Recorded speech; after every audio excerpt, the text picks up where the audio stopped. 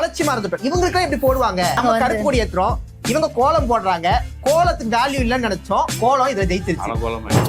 இவரை நான் ஆதரிக்கிறனால நான் தற்கூறினா நான் போய் இவரை ஆதரிப்பேன். என்ன பண்றாங்க பாப்போம். இப்போ ஒரு அடமெண்ட் பொசிஷனுக்கு போயிட்டேன். யாரா நீ தற்கூறின்னு சொல்ற, பாப்போம் நான் என்ன பண்றேன்னு பாரு. வீம்புக்கு உங்களுக்கு தற்கொலை சொல்றன்ற கோவம் இருந்துச்சுன்னா அந்த தலைமை மேலதான் கோவம். இல்ல நான் சொல்றேன், நாங்க பொலிட்டிக்கலி பதில் சொல்ல மாட்டோம். இப்ப பேச வேணாம். No comments. அப்படி இல்ல, நோ கமெண்ட்ஸ். No comments. பாருங்க, மணி கிட்டத்தட்ட 4:30 ஆயிருச்சு. இல்ல அதான் சாப்பிட்டுருக்கீங்க, நான் சாப்பிடவே இல்லை. மணி 4:30 ஆயிருச்சு. நீங்க சாப்பிட்டு வந்து உட்காந்துருக்கீங்க. நான் சாப்பிடல, புரிஞ்சுக்கோங்க. நான் சாப்பிடல, புரிஞ்சுக்கோங்க. தொடர்ந்து இந்த மாதிரி எல்லாம் கேள்வி கேட்டீங்கன்னா அப்புறம் நாளைக்கே நாங்க ஸ்டுடியோ ஆய்வுக்கு வருவோம். கண்டிப்பா ஆய்வுக்கு வருவோம். சரி, இல்ல இப்ப சொல்லுங்க, நீங்க ஆங்கர் நாங்க எப்படி இன்சூர் பண்றது? ஆமா, என் குடும்பத்தை பத்தி திட்டுறது எனக்கு நார்மல் ஆயிடுச்சு. இப்ப திட்டி குடும்பத்தை திட்டுறாங்க. எந்த அளவுக்குன்னா என் மனைவி எல்லாம் திட்டுறாங்க.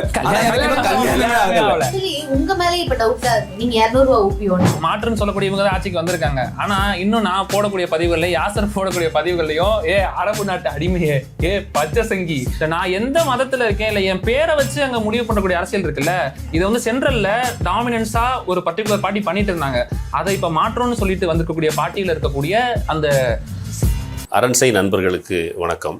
அரண்சை ஊடகம் சுயேட்சையாக இயங்குவதற்காகவே உருவாக்கப்பட்டது. நாம் செய்கிற வேலை உண்மையிலேயே மக்களுக்காக செய்கிறோம் என்பதை நீங்கள் நம்பினால், வாய்ப்பு இருந்தால் இந்த ரேசர் பே QR கோடுக்குள்ளே நீங்கள் வந்து அதை ஸ்கேன் பண்ணி எங்களுக்கு உங்களால் இயன்றதை விருப்பம் இருந்தால் ஆதரவு தெரிவிக்கலாம். ரொம்ப அந்த மரபான வணக்கம் அப்படிலாம் எல்லாருக்கும் போஸ்டர் டிசைனிங் கூட சென்சி டிஎம்கே. இப்போ வந்து திமுக தொடங்கப்பட்ட காலத்திலே அது வந்து இளைஞர்களால் நிரம்பி இருந்த ஒரு கட்சி தான் அது. காமராஜர் என்ற பெருந்தலைவரை தோற்கடித்த ஒரு கட்சி, அது ஒரு இளைஞரை சீனிவாசனை வச்சு தோற்கடித்த கட்சி அப்படின்னா அப்போ இளைஞர்கள் வந்து புதிதல்ல திமுகவுக்கு. ஆனால் நீங்கள் அறிவித்த அந்த போஸ்டருக்கு காலத்தை இன்னைக்கு ஒரு ஸ்டேட்மெண்ட் இருக்குது.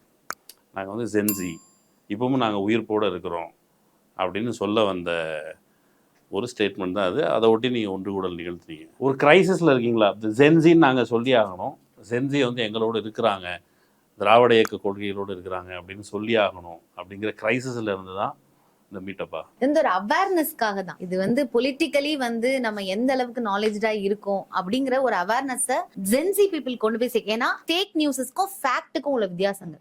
ஒரு ஃபேக் நியூஸஸ் வந்து எந்த அளவுக்கு ஒரு ஸ்டேட்டோட growthக்கு நமக்கு ஈக்குவலைஸ் பண்ண முடியும். ஃபேக்சுவலான விஷயத்த பேசக்கூடிய நபர்கள் நம்மகிட்ட ஃபேக்ட் இல்லைன்னா பரவாயில்ல, நம்ம இந்த தமிழ்நாட்டுக்கு எதுவுமே பண்ணலைன்னா பரவாயில்ல, நம்மளால தமிழ்நாடு growth ஆகலைன்னா பரவாயில்ல. ஆனா கிராஃப் growth ரேட்டுங்கிறது வந்து எல்லா ஆஸ்பெக்ட்ஸ்லயுமே டிஎம்கே பீரியட்ல நடந்திருக்குங்கும் போது அதை எடுத்து சொல்றதுக்கு நிறைய ஜென்சிஸ் இருக்காங்க.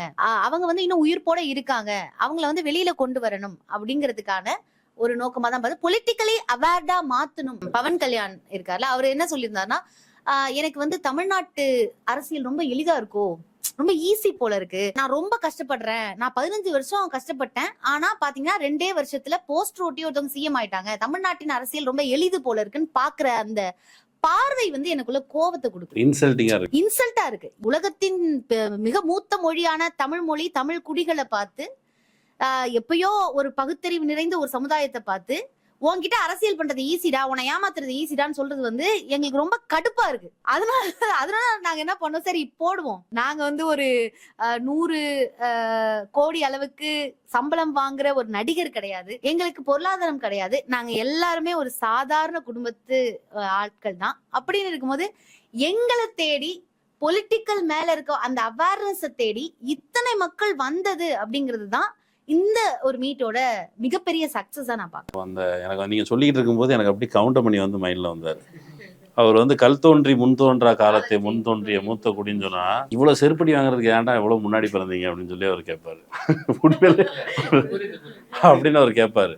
தமிழர்களுக்கு ஒரு பெருமை உண்டு அப்படிங்கிறத இன்னைக்கு திராவிட இயக்கம், அந்த பெருமை உண்டுங்கிறதே திராவிட இயக்கங்கள் வெளியே எடுத்து சொல்றதுக்கு அண்ணா இருந்தார். பெரியார் இதே மாதிரி கேட்கிறார். இப்போ கவுண்டர் பண்ணி சொன்னதை நம்ம நகைச்சுவையா இருக்கலாம்.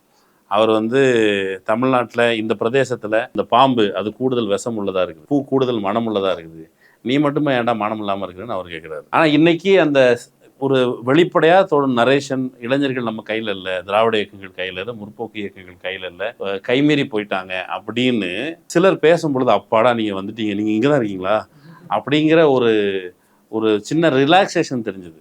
உங்களுடைய நோக்கம் ஒரு பக்கம் நீங்கள் சொல்கிறது மாதிரி ஜென்சிகிட்ட உரையாடுறதுக்கு அல்லது அவங்ககிட்ட ஃபேக்ட் கொண்டு போய் சேர்க்கறதுக்கு நமக்கு ஒரு கூட்டமைப்பு தேவைங்கிற ஒரு நோக்கம் புரியுது. இன்னொரு பக்கம் ஒரு பக்க விளைவாக மூத்த தோழர்கள் மூத்த இளைஞர்கள் நிறைய பேர் அப்பாடா வந்துட்டாங்கப்பா அப்படின்னு ஒரு சிலர்கிட்ட ஒரு சின்ன ஒரு ஆறுதல் தெரிஞ்சுது. நீங்கள் அப்படி அது இன்டென்ஷன் இருந்துச்சா? இல்லை, இந்த எந்த ஒரு இன்டென்ஷன் சொல்ல முடியாது. இனிஷியலி நாங்கள் வந்து சோஷியல் மீடியாவில் கண்டென்ட் கிரியேட் பண்ணிட்டு இருக்கோம். நம்ம திராவிடியன் ஐடியாலஜி சம்மந்தமாக பேசிகிட்டு இருக்கோம். ஒரு சின்னதா ஒரு ஃபாலோவர்ஸ் நம்ம கிட்ட கேட்குறாங்க, மீட் பண்ணணும்னு கேட்குறாங்க, நம்ம வந்து நேரில் பேசலாம் அப்படின்னு கேட்கும்போது ஒரு சின்னதா காஃபி மீட் மாதிரி பிளான் பண்ணோம். பட் அது சப்போர்ட் வர வர எங்களுக்கே ஒரு இது வந்துருச்சு, இவ்வளவு காஃபி செலவழிக்க முடியாது. இல்ல அப்படி இல்ல, இவ்வளவு பேர் இருக்காங்க அப்படின்னா இதை ஒரு சாதாரணமா விட்டா நல்லா இருக்காது, இது ஒரு நல்ல ஒரு ஈவெண்ட்டை எடுத்துட்டு போகணும்னு அதுக்கப்புறம் தான் அது பயணம் மாறுது. எடுத்தோடனே நாங்க வந்து இவ்வளவு பெருசா பிரம்மாண்டமா இப்படி ஒரு ஈவெண்ட் நடத்தணும், இத்தனை பேருக்கிட்ட இப்படி போய் கொண்டு போய் சேர்க்கணும் அப்படின்னு நாங்க எந்த ஒரு பிளானிங்குமே கிடையாது. நீண்ட காலமா இப்போ அந்த ஆதித்யநாத் காலத்துல இருந்து எப்போதுமே திராவிட இயக்கத்துக்கு மாற்றுங்கிற முயற்சி நடந்துகிட்டே தான் இருக்கு. விஜயகாந்த் வந்தாரு, டி ராஜேந்தர் வந்திருக்கிறாரு, இன்னும் பலர் வந்திருக்கிறாங்க, விஷால் கூட கட்சி தொடங்குறதா இருந்துச்சு. அப்படி மாற்றுக்கான முயற்சிங்கிறது எப்போதுமே யாராவது ஒருத்தங்க பேசிக்கிட்டு தான் இருந்திருக்கிறாங்க. அப்போ வந்து அலட்சியமா இருந்துட்டோமா, இப்போ விஜய் வராருனோன்னா அதே மாதிரி தான் நடக்கும். எதிர்பாராத எதிர்பார்ப்புகள் மாதிரி தான் நீங்க சொன்ன மாதிரி சமூக வலைதளங்கள் இன்னைக்கு பாராட்டி எழுதுறாங்க, இவ்வளவு யங்ஸ்டருக்கு இவ்வளவு சப்போர்ட் வருதுன்னா இது எதுவுமே எந்த ஒரு எதிர்பார்ப்பும் இல்லாம செய்யப்பட்டது ஒன்று. நாங்க அதுக்கான உழைப்பை போட்டோம், அதுக்கான எங்களோட எஃபர்ட்ஸை கொடுத்தோம், அதுக்கான ரிசல்ட்டா நாங்க இதை பாக்குறோம். That's fine. இந்த இடத்துக்கு நீங்க வர்றதுக்கு இந்த உற்சாகம் இருக்குல்ல, இப்போ வந்து எலெக்ஷனுக்கு முன்னாடி பொதுவாக திமுக அபிமானிகள் மட்டும் இல்லை, திமுக கட்சிக்காரங்க மட்டும் இல்லை, பொதுவாக சமூக நோக்கர்கள் மூத்த பத்திரிகையாளர்கள் எல்லோரும் கருதியது திமுக தான் செய்யும். எல்லாரும் கருதினாங்க. இப்போ எல்லாருமே ஒரு கம்பார்ட்மெண்ட்ல இந்த பக்கம் இருந்துருக்குறாங்க, பக்கத்து கம்பார்ட்மெண்ட்ல ஒரு வேலை நடந்துட்டு இருக்கு, அதை நம்ம கெஸ் பண்ண மிஸ் பண்ணிட்டோம் அப்படிங்கிற செல்ஃப் கிரிட்டிசிசம். அப்படி இல்லை, இங்க ஆட்சி ரீதியா மிகப்பெரிய அளவு வெற்றி அடைஞ்சிருக்கும். இவ்வளோ நாங்க பேசுறது பெரிய விஷயம் இல்லை, இவ்வளோ கூட்டம் வந்தது பெரிய விஷயம் இல்லை. இதெல்லாம் ஒருத்தங்க சக்சஸ்ஃபுல்லா ஒரு 70 வருஷத்துல இவ்வளோ ஒரு பிரமாண்டமான ஒரு ஸ்ட்ரக்சர் உருவாக்கிருக்காங்களே, அப்ப ஏற்கனவே இது நடந்திருக்கு. அப்ப இதை சரியான முறையில மக்கள் கொண்டு போய் சேர்க்கணும். எங்களுக்கு எங்க கோவம் வருதுன்னா, நாங்க நின்று அரசியல் பேசிட்டு இருக்கோம், எங்கேயா நின்றுனா இந்த காலத்து இளைஞர்கள் இந்த அரசியல் கூட பேசுவீங்களா, திராவிடக்கு அரசியல் கூட பேசுவீங்களா, இந்த கேள்வி பார்க்கும்போது எங்களுக்கு எரியுது. அப்ப நாங்க ஃபேக் நியூஸை நம்பிக்கிட்டு யாரோ முதல் அமைச்சர் வந்து பெண் அமைச்சர் வந்து நான் தான் சொல்றதை நம்பக்கூடிய அளவுக்கு ஆச்சரியங்களா நாங்க தப்பா சொல்ல. ஏன்னா இந்த இளைஞர்கள் தான் இதுக்கு முன்னாடி வந்து ஹிந்தி தெரியாது போடான்ற ஹேஷ்டேக் ட்ரெண்ட் பண்ணோம். பல போராட்டங்கள் நாங்க தான் முன்னெடுத்திருக்கோம், இவ்வளோத்தையும் பண்ணியிருக்கோம். நடுவுல 2023 அப்புறமா ஒரு தலைமை அவங்கள அந்த கல்ட்டு மனப்பான்மையை மாத்துச்சு. அதுதான் இங்க உண்மை. இங்க இருக்கக்கூடிய எல்லாருமே வந்து ஃபேக்சுவலா பேசினவங்க தான், இங்க வந்து தமிழ் பொழிக்காக நின்னவங்க தான். எப்பயுமே சரி, இது நடந்துகிட்டே இருக்கும். நடுவுல இவங்க ஒரு கல்ட்டா மாத்தினாங்க. எங்களுக்கு என்ன அந்த கோவம் இருந்துச்சு, நாங்க அதுக்கு முன்னாடில இருந்தே எலெக்ஷன் முன்னாடி இருந்தே களமாடிட்டு இருந்தோம். இப்ப அதிகமா ஏன் களமாடுறாங்கன்னா, என்ன இருந்தாலும் சரி திமுக ஆட்சி நல்லா பண்ணிருக்கு, திமுக ஜெயிச்சிரும்ன்ற நம்பிக்கையில எல்லாம் உட்காந்துட்டு இருந்தாங்க. ஓட்டு போட்டவங்களே என்ன சொல்லியிருக்காங்க, தாவேக்காக ஓட்டு போட்டேன் ஆனா திமுக தான் ஜெயிக்கும். இல்ல எனக்கெல்லாம் வந்து கொளத்தூர்ல ஃப்ரெண்ட் ஒருத்த ஓட்டு போட்டான். ஏன்டா கொளத்தூர்ல போயிட்டு விஜய் அந்த தாவேக்காக ஓட்டு போட்டீங்கன்னு கேட்டா, இல்லடா விஜய் எதிர்கட்சியாச்சும் வரட்டும்னு நினைச்சோட்டான். காரணமே இல்லாம போட்ட ஓட்டு. அப்ப எங்களுக்கு அந்த கோவம் இருக்கு. இது சும்மா இப்படி கொளுத்தி போட்டதான் நாங்க. கடந்த தலைமுறை இருக்குல்ல, அவங்க வந்து they're trying to understand. நீங்க செய்யற விஷயங்களை அவங்க புரிந்து கொள்ள விரும்புகிறார்கள். இந்த கம்பார்ட்மெண்ட்ல இருந்து அந்த கம்பார்ட்மெண்ட்ல என்ன நடக்குது மனசு இல்லாட்டியே என்ன இங்க சொன்னா, அவங்க எல்லாம் தனி உலகத்துல இருக்காங்கன்னு நினைச்சிட்டு நம்ம எல்லாம் தனி உலகத்துல இருந்ததனுடைய விளைவு தான் இதுதான். இன்னும் சிம்பிளா சொல்ல போனா, இப்போ நான்லாம் வந்து ஸ்கூல் படிக்கிறப்ப கிளாஸுக்கு ஒரு பையன் இருப்பான். எப்படின்னா வந்து ஜில்லா படத்துல விஜய் நடந்து வர மாதிரி, அவர் முதலமைச்சர் அவர்கள் நடந்து வர மாதிரி நடந்து வருவான். ஆனுவல் டே வந்துச்சுன்னா தலைவா படத்தில் வந்து வாங்கண்ணா வணக்கங்கண்ணா அந்த பாட்டை போட்டு டான்ஸ் ஆடுவான். எப்பவுமே வாயில் இருக்க இப்படி பண்ணி காமிக்கிறது அதை பண்ணுவான். யாருக்கிட்ட பேசினாலும் அண்ணா வாங்கண்ணா என்னன்னா அந்த மாதிரி தான் பேசுவான். நான் என்ன நினச்சேன், இந்த மாதிரி கிளாஸுக்கு ஒருத்தவருக்கா நான் நினச்சேன். ஆனால் எலெக்ஷனுக்கு அப்புறம் தான் தெரியுது கிளாஸே அப்படி தான் இருந்திருக்குது, நான் மட்டும்தான் இப்படி இருந்துருக்கிறேன்.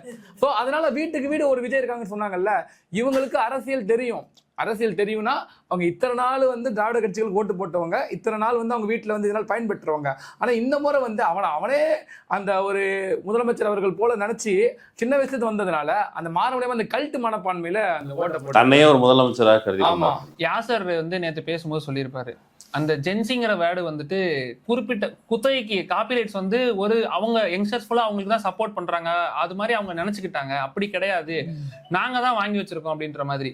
ஏன்னா அவங்க அந்த மாதிரி ஒரு கட்டமைப்பை செஞ்சுட்டாங்க, யங்ஸ்டர்ஸ் ஃபுல்லா ஒரு சைடு சப்போர்ட் பண்றாங்கன்னு. இதுலயே இன்னொரு கட்டமைப்பு என்னன்னா, விஜய் ஃபேன்னா கண்டிப்பா விஜய்க்கு தான் சப்போர்ட் பண்ணுவான் அப்படின்ற மாதிரி ஒரு நரேட்டிவ் செட் பண்ணிட்டாங்க. உங்கள யாராவது விஜய் ஃபேன் இருக்காங்க? ப்ரௌடு அக்மார் கனில்ன்ற மாதிரி அவ்வளவு விஜய் படம் பார்ப்பேன், அவ்வளவு விஜய் ஃபேன், அவ்வளவு FDFSO எல்லாமே பண்ணிருக்கேன்.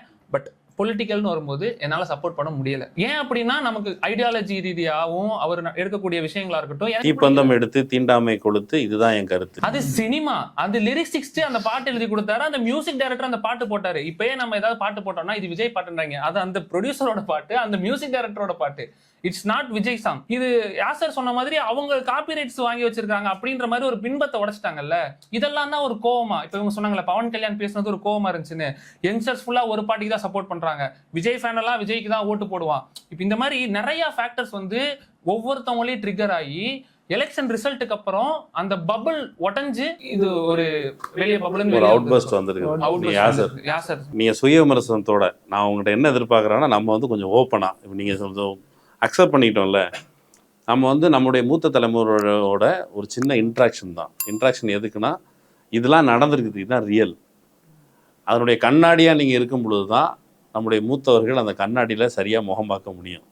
இல்லைனா அவங்க வந்து பட்டி டிங்கரிங் பார்த்து ஏஐயில் தான் அவங்கள அப்படி ஆயிடக்கூடாது. So in reality where we missed. இப்போ இப்படி ஒரு மீட்டப்புக்கு நான் என்ன சொல்கிறேன், 60 ஆண்டு கால திராவிட இயக்கத்தின் பலனை அனுபவித்தவர். அப்போ நம்ம திரும்பியும் உட்காந்து பாலிடிக்ஸ் பேசி விழிப்புணர்வு ஏற்படுத்துறதுங்கிறது ஒரு டயர்ஃபுல்லான ப்ராசஸ். எதுக்கடா அதெல்லாம் பண்ணிட்டு இருக்கோம், ஜாலியாக இருக்கணும் அப்படிங்கிற ஒரு அலட்சியத்தோடு போய் இருக்க முடியாது. நீ கிரவுண்டில் போய் பேசணும், பாலிடிக்ஸ் பேசணும், இன்னும் ஆட்கள்கிட்ட பேசணும். மக்கள்கிட்ட சில விமர்சனங்களும் இருக்குது. அவர் சொன்ன மாதிரி ஸ்கூல் வந்து முன்னாடி நமக்கு கிழிஞ்ச டவுசர் இருக்கும், காலில் செருப்பு இருக்காது, பள்ளிக்கூடத்துக்கு நோட்டு புத்தகம் இருக்காது, பக்கத்தில் நோட்டு புத்தகம் வாங்கணும். அப்போ நீங்கள் வந்து நீ ஒடுக்கப்படுகிறாய், பார்ப்பனியம் இருக்கிறது அப்படின்னு சொன்னால் அவனுக்கு அப்போ உணர்ச்சிது. இப்போ எல்லாமே கிடைக்குது, நோட்டு புத்தகத்துலேருந்து எல்லா விஷயமும் கிடைக்குது.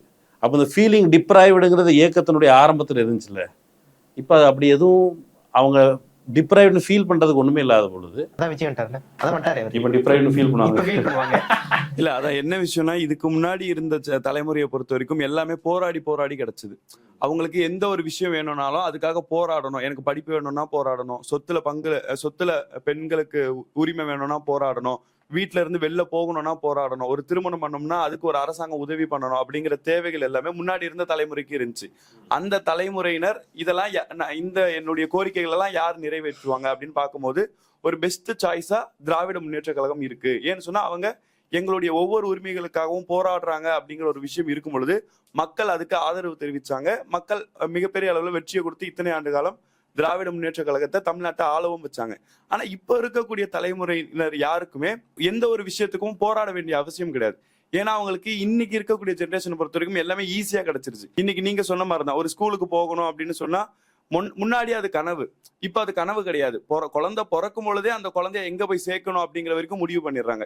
குழந்தை பிறக்கும் போதே அதுக்கு என்ன பேர் வைக்கணும், எங்க படிக்க வைக்கணும், யாருக்கு திருமணம் பண்ணி கொடுக்கணும் அப்படிங்கிற அளவுக்கு எல்லாத்தையுமே இன்னைக்கு ரொம்ப சர்வசாதாரணமா எல்லாருக்கும் ஈஸியா கிடைக்கிறனால இப்ப இருக்கிற தலைமுறை யார் நமக்காக நின்றாங்க, ஒவ்வொரு பிரச்சனை நேரத்திலையும் யார் நம்ம கூட களத்துல நின்றாங்க அப்படிங்கறதெல்லாம் யோசிக்காம ஏன் யோசிக்கணும், எல்லாமே கிடைக்குது. இந்த தலைமுறைக்கு நீங்க கடந்த கால துயர்கள், கடந்த காலத்தில் நம்ம காலில் செருப்பு போடுறதுக்கு நம்ம கஷ்டப்பட்டோம், அதுக்கு நான் என்ன பண்றது, எனக்கு ஒரு 10 ஜோடி செருப்பு வேணும், அவ்வளவுதான். இல்ல நீங்க சொல்றது கரெக்ட் தான். இந்த விஷயம் எதுக்காக நமக்கு கிடைச்சிக்கிட்டே இருக்குன்னு சொன்னா, இங்க அதை காப்பாத்துறதுக்கு ஒரு அரசாங்கம் இருந்துகிட்டே இருந்துச்சு, ஒரு கட்சி அதுக்கான வேலைகளை செஞ்சுக்கிட்டே இருந்துச்சு. இப்ப மாற்றம் வேணும்னு இந்த தலைமுறை புதுசா ஒருத்தவங்களை உருவாக்கி இருக்காங்களே, அவங்க திருப்பி இந்த விஷயங்கள் எல்லாம் நமக்கு கரெக்டா செஞ்சிருவாங்களா அப்படிங்கிறது ஒரு கேள்விக்குறி.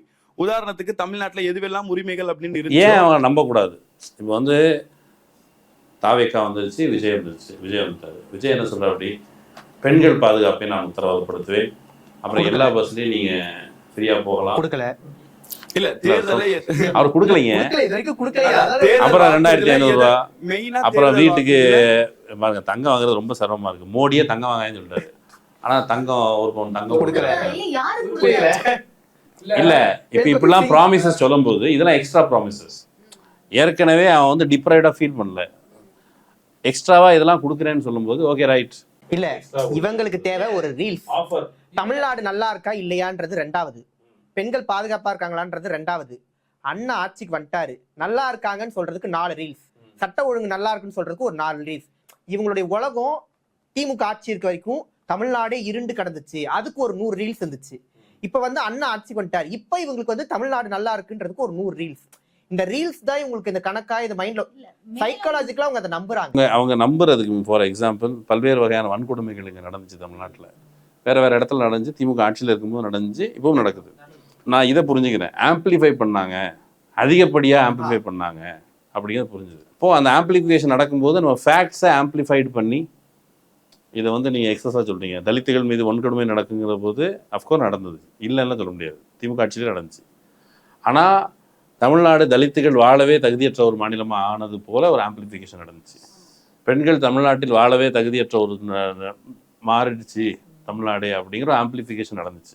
இளங்கோ சார் பேசும் பொழுது அவங்க நம்ம குழந்தைங்க அப்படின்னு பேசினார். ஒருவேளை நம்ம அவங்கள்ட்ட உரையாடுகிற மொழி, இப்போ நீங்கள் சொல்லுங்கள், நம்ம இப்போ அவரை ஒரு கம்பேஷனேட்டாக சொன்னார்ல, நம்ம குழந்தைங்க அவங்க அப்படின்னு சொல்லிட்டு அவர் தன் மீது விமர்சனம் பண்ணிட்டாரு. எங்கள் தலைமுறை தாங்க விட்டுட்டோம், நாங்கள் ஒழுங்காக பேசாம நம்ம படத்தை பார்த்துட்டு உட்காந்து எல்லாரும் சேர்ந்து குடும்பமாக சேர்ந்து கும்மாளம் போட்டு இருந்ததுனால விட்டுட்டோம் அந்த குழந்தைங்களை கரிசனத்தோடு அப்படின்னு சொன்னாங்கல்ல. ஆம்பிளிஃபிகேஷன் நடந்தபோது இப்போ கொரோனா பரவல் வந்துச்சுன்னா நம்ம ஆட்கள் தடுக்க, அப்போ நம்ம ப்ராப்பராக தடுப்பூசி போட நம்ம தவறிட்டோமா? இல்ல தடுப்பூசி போட தவறிட்டோமான்னு கேக்குறதை விட இந்த ஆம்பிளிஃபிகேஷன் பண்ணவங்க தற்பொழுது என்ன மாதிரியான ஆம்பிளிஃபிகேஷனை தற்பொழுது தமிழ்நாட்டுல கொடுத்துட்டு இருக்காங்க.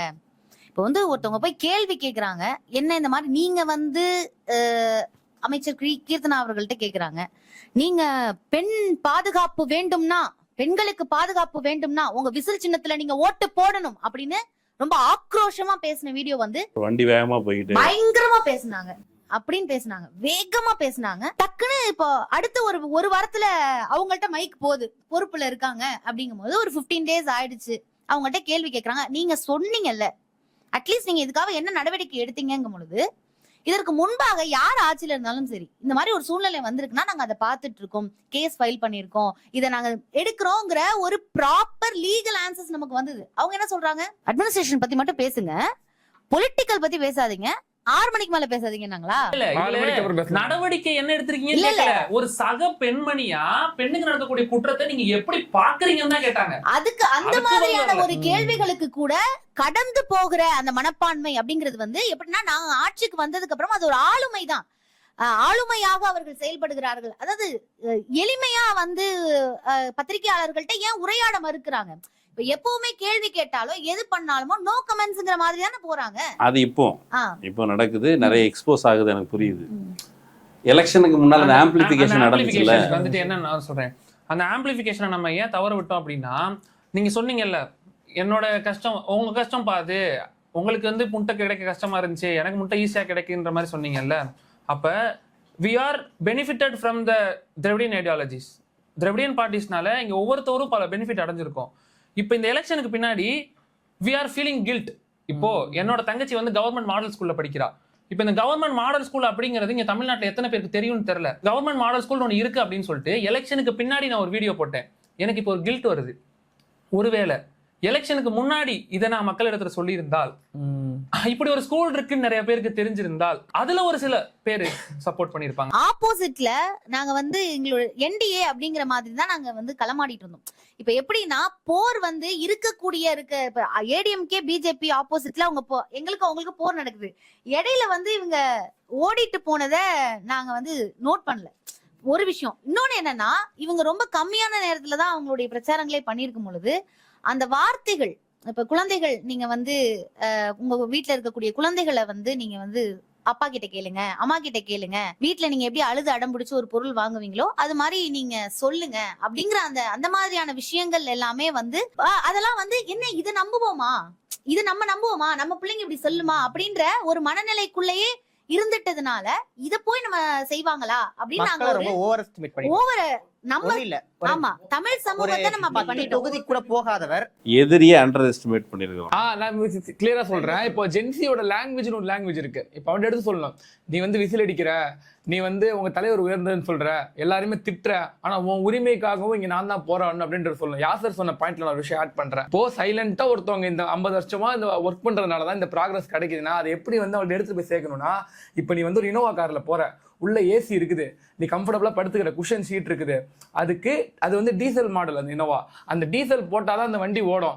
ரொம்ப நாளா இந்த வண்டிக்கு நான் டீசல் போட்டே ஓட்டுறேனே, சரி ஒரே ஒரு தடவை பெட்ரோல் போட்டு ஓட்டு பார்ப்போம், நீ அந்த வண்டிக்கு பெட்ரோல் போட்டனா அந்த வண்டி அதோட புதுசா போயிடும். அதே மாதிரிதான் இப்ப இந்த டெவலப்மெண்ட், இந்த சொகுசு, இங்க இருக்கக்கூடிய இந்த growth எல்லாமே ரொம்ப காலமா இதுக்கு பின்னாடி ஒரு திராவிடன் மாடல்னு ஒன்று இருக்குது. அந்த திராவிட இயக்கங்கள் இருக்குது, அந்த கட்சி இருக்குது, அது ஒரு கட்டமைப்பு இருக்குது, அதுக்கு அமைச்சரவை இருக்கிறாங்க, அவங்களுக்கு கொள்கை இருக்குது, பகுத்தறிவாதிகள் இருக்கிறாங்க, அதுக்கான ஒரு பேரண்ட் பாடி இருக்குது. இது எல்லாமே சேர்ந்து மறைமுகமா ஒர்க் பண்ணுது. அவங்க வந்து கவர்மெண்ட் ஆபீசர்ஸ் கரெக்டா அவங்க எப்படி வேலை அவங்க தெரிஞ்சிருக்காங்க, ஒர்க் பண்ணனால இந்த growth வருதுன்னா, சரி இத்தனை நாள் இவங்க பண்ணிட்டாங்களே, ஒரே ஒரு தடவை வந்து நம்ம வேற ஒருத்தர் கொடுத்து பார்ப்போம்னு கொடுக்கறது வந்து என்ன ஆகும்னா, இதே இந்த காருக்கான நிலைமை தான் ஆகும். எடுத்து போய் சேர்க்கணும். இந்த ஆம்பிளிஃபிகேஷனை வந்துட்டு நம்ம ஏன் தவற விட்டோம் அப்படின்னா, எழிலன் சார் வந்து DMK 75ல ஒரு ஸ்பீச் பேசியிருப்பாரு. அவங்கள வந்து நம்ம தற்கூரின்னு சொல்றோம், தலைமையை திட்டுறதுக்கு பதிலா மக்களை திட்டோம். இப்ப வந்து எத்தனை பேர் இங்க வந்து டைரக்டா வந்து தலைமையை அட்டாக் பண்ண தெரியல, ஆனா சப்போர்ட் பண்ற பசங்களை, யங்ஸ்டர்ஸ் வந்துட்டு பிளைண்டா தற்கூரின்னு பிளேம் பண்ணும் போது, இப்ப நீங்க ஒரு விஷயத்த சொல்றீங்க, இப்ப அதை மாத்தணும்னு நினைக்கிறீங்களா? கண்டிப்பா மாத்தணும். யாசர் சொல்லுங்க. யாசர் தான் ரொம்ப நேரம் அமைதியா இருக்காரு. இல்ல அது என்னன்னா, நம்ம ஈஸியா தற்கூரின்னு சொல்லி நீங்க யாசர்ட்ட பேசிட்டீங்க, அவரை பேச இல்ல தற்கொலைன்னு சொன்னதை பொறுத்த வரைக்கும் திமுகவினுடைய தலைவர்கள் மிகப்பெரிய அளவுல தேர்தல் பிரச்சாரங்களையோ எங்கேயுமே போயிட்டு தாவேக்காவை ஆதரிக்கக்கூடிய மக்கள் தற்கொலைகள் அப்படின்லாம் யாருமே பேசல. யாரோ ஒருத்தர் பரப்புனதுதான் இங்க தற்கொலை அப்படின்னு சொல்லக்கூடிய வார்த்தை.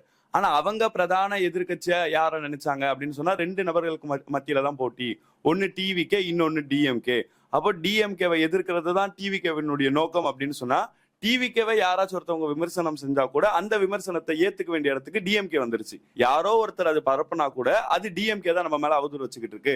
இவரை நான் ஆதரிக்கிறனால நான் தற்கூறினா நான் போய் இவரை ஆதரிப்பேன், என்ன பண்றாங்க பாப்போம். ஒரு ஒரு அடமெண்ட் பொசிஷனுக்கு போயிட்டேன். யாரா நீ தற்கூறின்னு சொல்ற, என்ன பண்றாங்க. ஆனா இதுக்கு உண்மையிலேயே இந்த உங்க தற்கொலை சொல்ற கோவம் இருந்துச்சுன்னா அந்த தலைமையிலதான் கோவம். இந்த லாஜிக் ரைட்டு. ஆனா நீங்க ஓட்டிங் பேட்டர்ன்ல வந்து என்னையா தற்கொலை சொல்ற, நான் பாரு என்ன பண்றேன். இப்ப நம்ம இந்த சண்டை போட்டுட்டு இருக்க நேரத்துல இந்த ஒரு சின்ன குழந்தைத்தனான ஒரு விளையாட்டு நடக்குல்ல, இதை நம்ம கண்டுக்கல. நம்ம பெரிய லெவல்ல சண்டை போட்டுட்டு இருக்கோம் பெரிய எதிரியோட. இப்ப யாரா குறுக்கால மறுக்கால ஓடிக்கிட்டு இருக்கா நம்ம பார்த்தோம். மக்கள் கண்டிப்பா இவங்களுக்கு ஓட்டு போட மாட்டாங்க, ஏன்னா ஒரு 10 தொகுதி கூட போக அலட்சியமா இருந்துட்டோம். இவங்களுக்கு எப்படி போடுவாங்க? எங்க சைடுல நாங்க கருப்பு கொடி ஏத்துறோம், இவங்க கோலம் போடுறாங்க, கோலத்துக்கு வேல்யூ இல்லன்னு நினைச்சோம், கோலம் இதை ஜெயிச்சிருச்சு, அலங்கோலம் ஆயிடுச்சு. இல்ல என்ன பொறுத்த வரைக்கும் என்னன்னா, ஒரு அவங்க வந்து நாங்க வந்து பொதுக்கூட்டம் நடத்தினோம். ஒரு பொதுக்கூட்டம் நடக்குதுன்னா பயங்கரமான செலவு இருக்கும். மக்களை போய் நேரா சந்திச்சு பிரச்சாரம் பண்றது, அங்க போறது, அவங்களுக்கான தேவைகளை போய் கேட்கறது, சோ இது எல்லாமே நாங்க பண்ணிக்கிட்டே இருக்கோம். இதுக்கான பொருட்செலவுகளும் சரி, மனிதர்களுடைய உழைப்பும் அதிகமா இருந்தது. இதுதான் வந்து ஒரு அரசியல்வாதி செய்யக்கூடிய ஒரு பேட்டர்னா இருந்தது. இங்க பேட்டர்ன் மாறி இருக்கு அப்படிங்கறத நாங்க நோட் பண்ணல. இது முக்கியமான பாயிண்ட். ஏன்னா இந்த பேட்டர்ன் என்ன ஆயிருக்குன்னா, ஒரு பாரம்பரியமா நம்ம வந்து ஓட்டு கேட்கறதுக்கு வீட்டுக்கு போவோம், அங்க போய் இருக்கிற அம்மா கிட்ட அப்பா கிட்ட உட்காருவோம், பேசுவோம், ஓட்டு போட்டுங்கன்னு சொல்லுவோம் அப்படின்னு அந்த மாதிரிதான் இருந்த அந்த பேட்டர்ன் என்ன ஆயிடுச்சு அப்படின்னா, நான் பிரச்சாரத்துக்கு கூட போக மாட்டேன், நான் 6 மணிக்கு மேல வெளியிலே வர மாட்டேன், நிறைய இருக்கக்கூடிய பல பிரச்சாரங்களை கேன்சல் கூட பண்ணுவேன், ஆனா I have a strong IT team with me. என்கிட்ட ஒரு பெரிய IT டீம் இருக்கு. நான் சமூக வலைதளங்கள்ல இருக்கக்கூடிய மக்கள் என்ன யோசிக்கணும், என்ன பார்க்கணும்ங்கிறத நான் நிர்ணயம் பண்ணிட்டாவே இந்த தேர்தல் வாய்ப்பு வெற்றிங்கிறது தற்போதைய காலத்துல சாத்தியமானதுங்கிற ஒரு பார்வை, ஒரு பேட்டர்ன் சேஞ்சிங் ஆஃப் பாலிடிக்ஸ இது நமக்கு உணர்த்திருக்கு. Okay okay. இந்த தேர்தல்ல எதுக்காக நம்ம தோத்தோம் அப்படிங்கறதுனுடைய பதிலாக தான் நாங்க நடத்த இந்த ஜென்சி டிஎம்கே மீட்டே இருக்கு. ஒண்ணு, பெற்றோர்கள் பிள்ளைகளுக்கு அரசியலை சொல்லி கொடுக்காம போயிட்டனால பிள்ளைகளால யாரை தேர்வு செய்யணும் அப்படிங்கிற ஒரு விஷயம் தெரியாம கேள்விக்குறியாயிருச்சு. 2வது, இந்த மீட்டிங் நான் நடத்தினதே அதுக்காக தான் அப்படின்னு ஏன் சொல்ல வரேன்னா, சோசியல் மீடியாவில் திமுக மிகப்பெரிய அளவுல பிரச்சாரம் பண்ணலையோ அப்படிங்கிற ஒரு கவலை எங்களுக்கு இருக்கு. ஏன்னா பொதுவா எல்லாருமே சொல்லுவாங்க, தேர்தலுக்கு 3 மாசம் இருந்தா கூட பரவாயில்ல, 2 வாரம் கிடைச்சா கூட பரவாயில்ல, திமுக களத்துல சொல்லுவான், வீடு வீடா போய் பிரச்சாரம் பண்ணுவான், திமுக தொண்டை மாதிரி யாராலையும் பிரச்சாரம் பண்ண முடியாது அப்படின்னு சொல்லி இப்போ பத்திரிகையாளர் மணி சொல்றது ஓடிக்கிட்டே இருக்கு. திமுகவை விமர்சனம் பண்ணக்கூடியவங்க கூட திமுகவினுடைய பிரச்சார களத்தை சொல்லும் பொழுது அவன் பயங்கரமா பிரச்சாரம் பண்ணுவான், ஃபீல்டுல ஒர்க் பண்ணுவான், எல்லா இடத்துக்கும் போவான், வீதி வீதியா போவான், பம்பரமாய் சொல்லலாம், போட்டுட்டு போய் நிற்பான், இப்படிங்கிற அளவுக்கு எல்லாம் பண்ணாங்க. சோ திமுக இங்க ஃபீல்ட் ஒர்க் பண்ணிருக்கு. திமுகவினுடைய நீங்க அதிமுகவை ஒப்பிட்டாலும் சரி, பாஜகவை ஒப்பிட்டாலும் சரி, எந்த கட்சிகளை நீங்க தமிழ்நாட்டுல எடுத்துக்கிட்டாலும் திமுக பண்ண அளவுக்கு பிரச்சாரத்தை வேற யாருமே பண்ணல, அவ்வளவு ஃபீல்ட் ஒர்க் பண்ணாங்க. இருந்தாலும் எப்படி திமுக தோத்துது அப்படின்னு சொன்னா, இந்த தேர்தல்ல மிகப்பெரிய அளவுல பிரச்சாரத்துல வெற்றி பெற வைக்கக்கூடிய இடமா சோசியல் மீடியா இருந்திருக்கு. அந்த சோசியல் மீடியாவை திமுக சரியான முறையில திட்டமிடாம போயிட்டாங்களோ அப்படிங்கிற ஒரு ஏக்கம் தான் இந்த ஜென்சி மீட்டை ஏற்பாடு பண்ணி, இனிமேலாவது சோசியல் மீடியாவில் இருங்க, ஏன்னு சொன்னா இன்னைக்கு இருக்கக்கூடிய கால சூழல்ல வெற்றியோ தோல்வியோ அது மக்களுக்கு செய்யக்கூடிய திட்டங்களை தாண்டி அந்த திட்டங்களை மக்கள்கிட்ட கொண்டு போய் சோசியல் மீடியா முழுக்க நீங்க எப்படி சேர்க்கறீங்கன்றது இருக்கு. இதை தாவேகாவினுடைய தொண்டர் அப்படிங்கிற அடிப்படையும் தாண்டி எனக்கு விஜய் பிடிக்கும், நான் விஜயுடைய ரசிகன் அப்படிங்கிற அடிப்படையில விஜயோட முகத்தை கொண்டு போய் சேர்த்துட்டான். ஆனா திமுகவினுடைய திட்டங்களையோ திமுக தலைவர்களுடைய முகத்தையோ சோசியல் மீடியாவில் மக்கள் மத்தியில கொண்டு போய் சேர்க்கல அப்படிங்கறத நாங்க முழுசா நம்புறோம். ஓகே, திமுக வந்து 75 வருஷம் பாரம்பரிய கட்சி. நான் சொன்ன மாதிரி எக்கச்சக்க பேர் இதெல்லாம் பலன் அடைஞ்சிருக்காங்க. இந்த 2 வருஷ கட்சியில இது வரைக்கும் யாரும் பலன் அடையல. சும்மா ஏதோ சின்ன சின்ன உதவித்தொகை இந்த மாதிரி எங்கேயோ சிலது பண்ணியிருக்காங்கல்ல, அதையெல்லாம் ஒரு மாஸ் எடிட்டாவும் போற இடத்துல ஒரு மாஸ் எலிவேஷனா எடிட்டாவும் லட்சக்கணக்கான பேர் போட்டு ஷேர் பண்ணாங்க. ஆனா அதை தாண்டி திராவிட இயக்கங்களால பலனடைங்களோட எண்ணிக்கை ஜாஸ்தி. இவங்க பேசின அளவுக்கு இவங்க பேசாம போனது ஒரு காரணம்.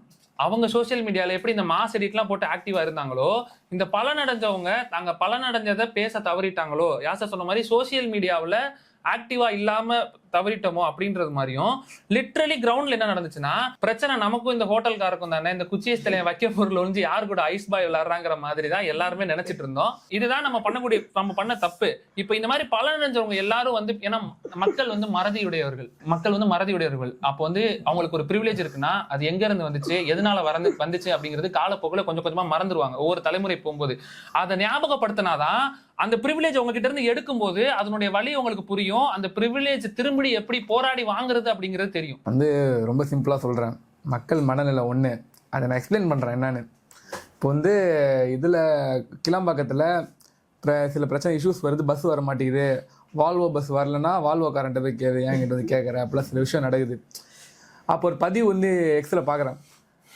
அப்போ என்ன பண்ணுறாங்கன்னா, முன்னாடிலாம் வந்து பஸ்ஸுக்கு வெயிட் பண்ணுற நேரத்தில் இங்கே ஷோ நடத்துவாங்க. அங்கே டிவி ஸ்க்ரீன் போட்டு அங்கே இன்ட்ராக்ட் பண்ணுற ஷோ நடத்துவாங்க. அங்கே நிறைய நடக்கும்.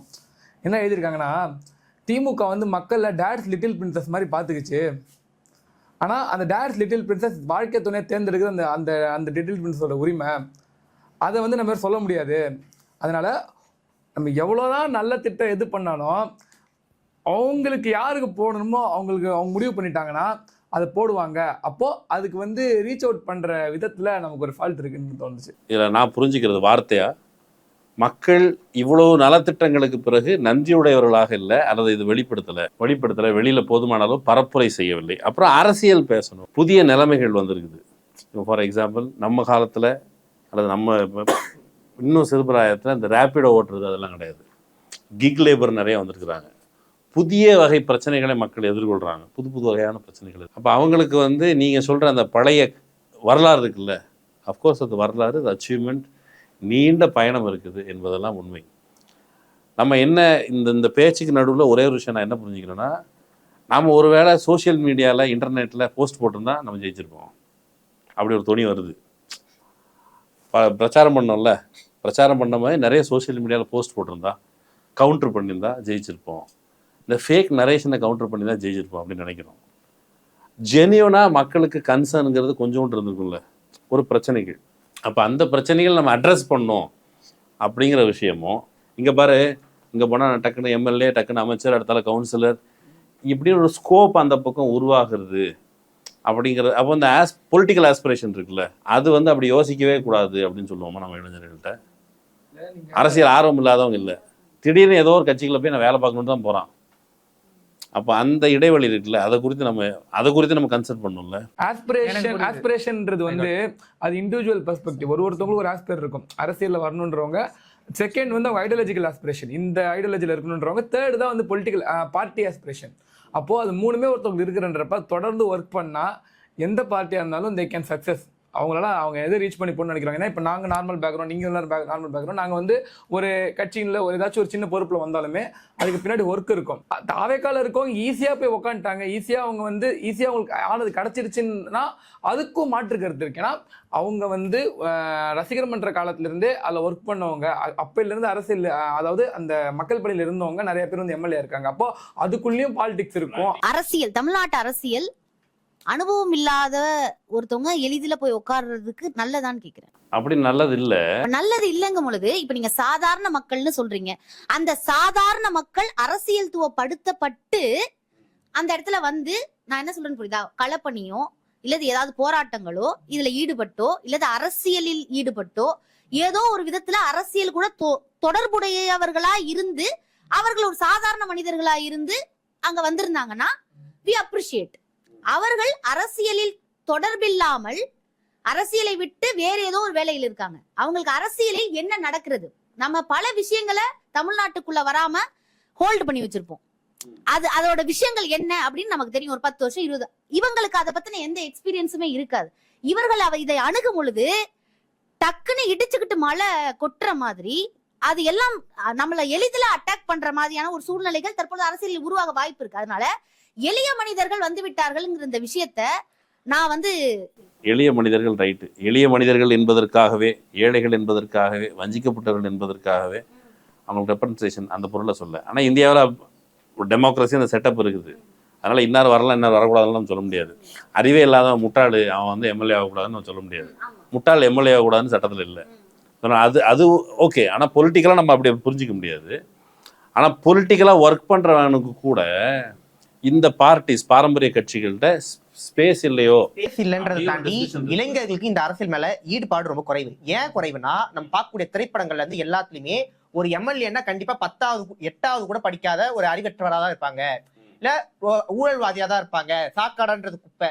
இது எங்க மனசுக்குள்ள ஆழமா தொடர்ந்து விதைக்கப்பட்டுட்டே இருக்கு. அப்ப எங்களுக்கும் அரசியலுக்குமான டிஸ்டன்ஸ்ன்றது ரொம்ப அதிகமாக இந்த அரசியல்வாதிகளுக்கும் இளைஞர்களுக்குமான டிஸ்டன்ஸ் நார்மலாவே அது அதிகமாகுது. பார்வை நேரம் என்ன ரோல் பண்ணுதுன்னா, நாங்க இன்னும் உங்க கூட தான் இருக்கோம், நாங்க வந்து இளைஞர்களான அரசியல் தான் முன்னெடுக்கிறோம்னு சொல்லியே அதிமுக இருந்து கொஞ்சம், பாஜக இருந்து கொஞ்சம், இது கிடையாது, அது இளைஞர்கள் அரசியலே கிடையாது.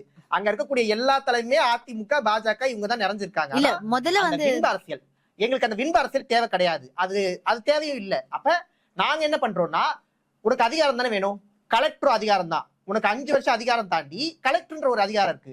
அப்ப ஐஏஎஸ் படி, ஐபிஎஸ் படி, இன்னும் உயர் அதிகாரிக்க போகும். அப்ப இல்ல இதெல்லாமே தொடர்ந்து இந்த திராவிட இயக்கம் தான் பண்ணுச்சுன்றதை ஒத்துக்கணும்.